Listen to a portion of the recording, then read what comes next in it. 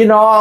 งลีโอโตเกียวมิวสิกเนี่ยปกติเราเป็นผู้ตาฮักบ่มีปัญหากับผู้ใดนี่พี่น้องแล้วมาโพดว่าจังสี่ล่ะโดนเห็นโพดลักษณะนี้เท่านึงบ่แม่นโดนหวังแต่เคยเห็นเนี่ยน้องลีโอว่าจังสี่ล่ะการขออนุญาตเป็นสิ่งที่จำเป็นเพราะทุกอย่างมีเจ้าของนานการขออนุญาตเป็นสิ่งที่จำเป็นเพราะทุกสิ่งมีเจ้าของทุกอย่างมีเจ้าของเว้าถึงผู้ใดล่ะพี่น้องมันอยู่น้ำกันหลายคน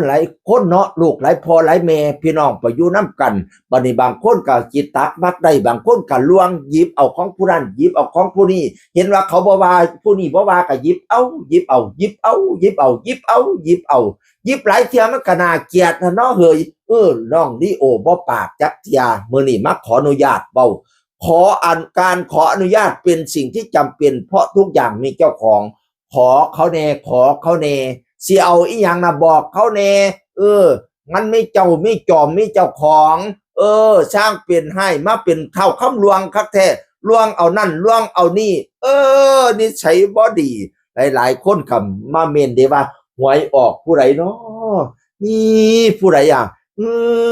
บัดเนี่ยบ่เคยได้ยินจักเที่ยพะนะว่านั่นน่ะอย่าให้ลีโอได้เว้าเสียดนิ่มหวยออกใคร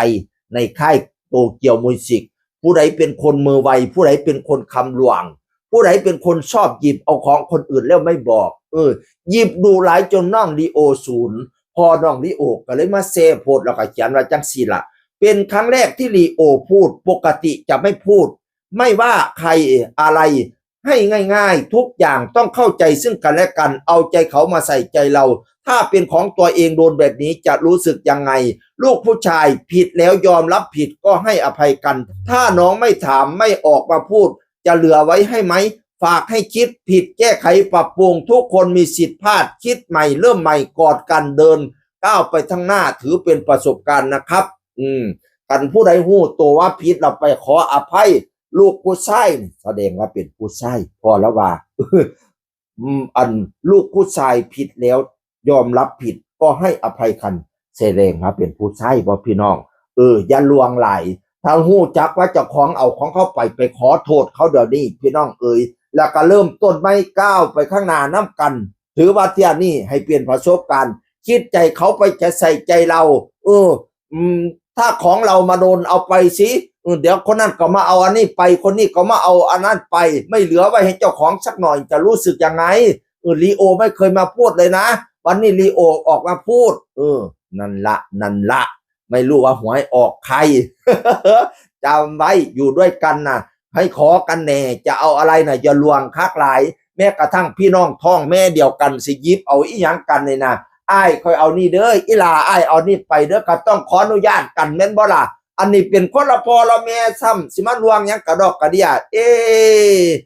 การทำให้สิ่งของผู้อื่นย้ายจากที่เดิมในราคา5 มาศกพุทธองค์ตรัสว่านั่นคือการลักทรัพย์อทินนาทานาย้ายของผู้อื่นจากที่หนึ่งไปยังที่หนึ่งโดยมีจิตใจอยากได้เนี่ยง่ายปุ๊บเนี่ยอยากได้ของเขาเนี่ยง่ายปุ๊บจากมองนี่ไปมองนี่คือว่าเจ้าผิดศีลขออทินนาทานาจำไว้เสียงอันคนเก่าว่าสู่ฟังสวัสดีครับ